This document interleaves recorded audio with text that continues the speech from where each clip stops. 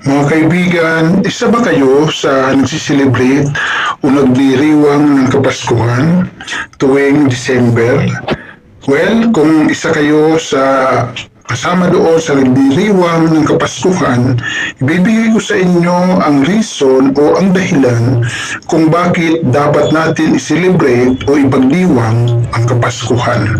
Mga kaibigan, unang dahilan kung bakit natin ipagdiriwang ang Kapaskuhan dahil nagpapasalamat po tayo sa ating Panginoon na ibinigay niya sa atin ang kanyang bugtong na anak ni si Jesus bilang Panginoon at tagapagligtas ng ating buhay. Ang sabi sa John 3:16, "For God so loved the world that He gave His only begotten Son, that whosoever believe in Him should not be perished but have everlasting life." Ipinangako ng Diyos na ang sino man daw pong sasampalataya sa kanyang bugtong na anak ni si Jesus ay hindi mapapahamak kundi magkakaroon ng buhay na walang hanggan. So, kailangan nating magpasalamat sa Diyos, kaya tinuturuan tayo ng Panginoon na pagdiwang ang kanyang Kapaskuhan. Hindi naman po sinabi ng Biblia na December 25 ang kanyang tunay na kapanganakan, pero dahil wala nga pong nakakaalam ng kanyang totoong kapanganakan, binigyan natin siya ng espesyal na birthday. So, mga kapatid, kung ginagawa mo ito, at ang pagtuturo ng ating Panginoon ay para tayo magdiwang, magsaya, mag-celebrate sa kanyang kaarawan, hindi po masama ang mga bagay na ito. So kung ginagawa mo ito kaibigan tuwing Pasko, congratulations po sa iyo. Ikalawa, tinuturuan tayo ng ating Panginoon na umibig sa ating kapwa dahil yun po ang utos ng ating Panginoon.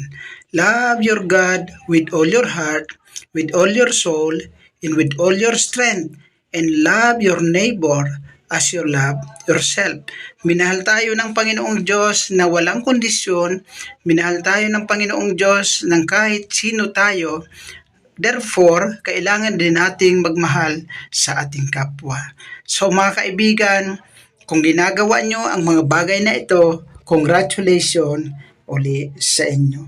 Pangatlong dahilan kung bakit kailangan natin celebrate ang Kapaskuhan dahil tinuturuan tayo ng ating Panginoong Diyos ng pagbibigay. Pagbibigay na katulad ng ginawa ng tatlong pantas na sila mismo ang nagbigay ng regalo sa ating Panginoon Kristo. Sila mismo ang humanap sa ating Panginoon. Hindi sila ang binigyan, kundi sila ang nagbigay. Hindi sila ang hinanap, kundi sila ang humanap sa ating Panginoon. So, ibig pong sabihin mga kaibigan, hindi si Santa Claus ang bida sa pagbibigay, kundi ang ating Panginoong Kristo. Siya ang nagbigay ng kanyang buhay para sa atin. Siya ang nagbigay ng kanyang buhay para tayo magkaroon ng buhay na walang hanggan. Kaya po, sabi ni Apostol Pablo sa Aklat ng Galacia, Kabanata 2 at ang talata ay 20, "Hindi na ako ang nabubuhay ngayon, kundi si Kristo na ang nabubuhay sa akin. At habang ako'y nabubuhay, magpapatuloy ako sa pananampalataya sa anak ng Diyos na umibig sa akin at nagbigay ng buhay para sa akin." So napakagandang deklarasyon ang sinabi po ng Apostol Pablo. Kaya tayo rin po mga kapatid ay kinakailangan din magbigay ng buhay para sa iba dahil ang pag-ibig ng Diyos sa atin ay walang kupas, hindi nagmamaliw at hindi nagbabago. Sino man po tayo sa kanyang paningin, sa kanyang harapan, kung tayo'y tumanggap sa kanya bilang Panginoon at tagapagligtas, itinuturing niya tayong mga anak niya. Kailangan nating i-celebrate ang Kapaskuhan bilang pagbibigay pugay at pagsasaya para sa ating Panginoon. Yan ang bibigay nating kapistahan para sa Kanya.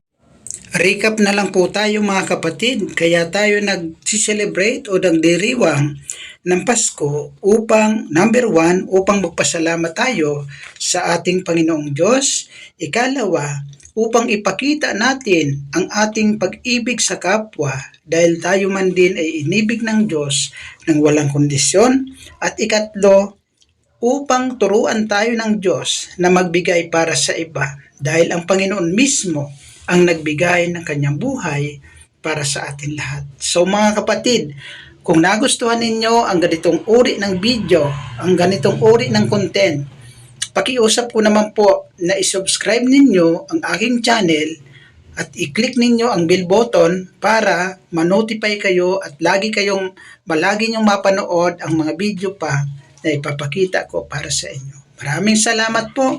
Pagpalain tayong lahat ng Panginoon at tayong lahat ay mahal ng Diyos. God bless us all mga kaibigan.